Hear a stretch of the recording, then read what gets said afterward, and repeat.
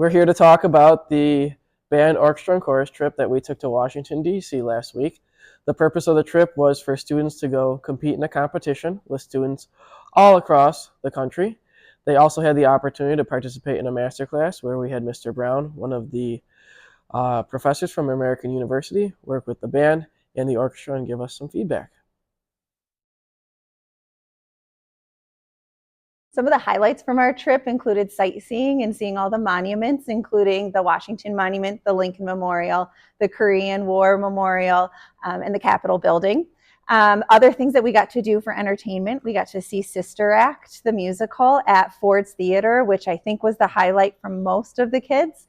And we concluded our trip with an awards gala where we walked in on a red carpet as semi-formal dance with 500 students from all over the country.